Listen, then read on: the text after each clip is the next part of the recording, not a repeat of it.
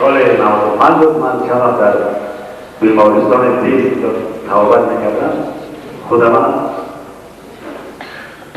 و خب کرد اونقدر بیماری من سخت نبود، من فشارم مستقیم بود. اونقدر در پیش من مرده دیدم باشم. من همین لحظه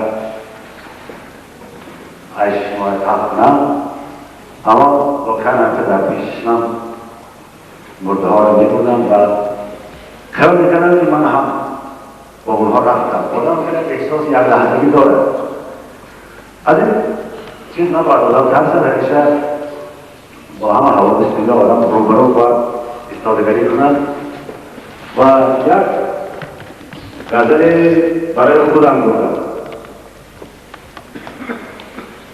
و این غزل من در این کتاب چاپ نمی‌کردم اگر حادثه نمی‌بود.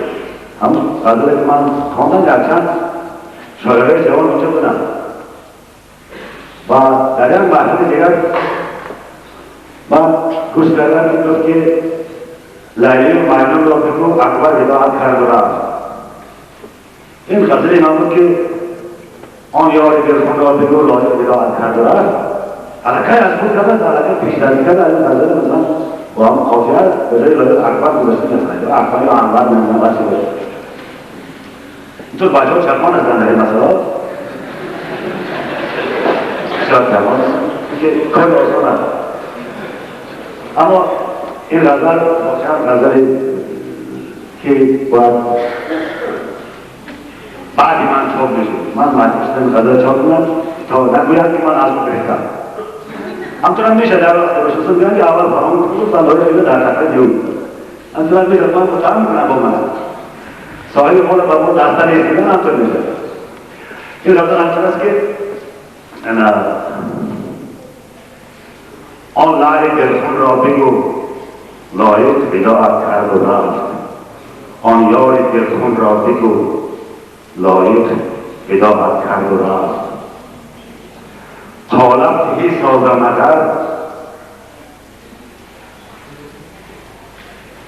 جان پدر آن لحظه ها آن شاخ گلگون را بگو لایق وداعت کرد و رفت.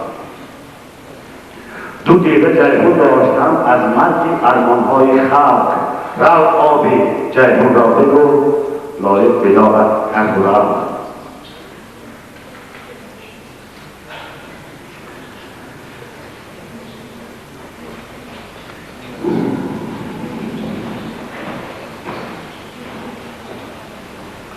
آزار دنیا در دلم آزار دنیا در دلم از دل هامان بیش بود رفت. دل هامان را بگو لایق وداعت کرد و رفت. این دفتر شعر و غزل چون من نمیرد از اجل. این دفتر شعر و غزل چون من نمیرد از اجل رو چرخ گردون را بگو لایق وداعت کرد و رفت. من در روش باید برای همون خاطر چاپ کردم که این شعر از این آدم نشد.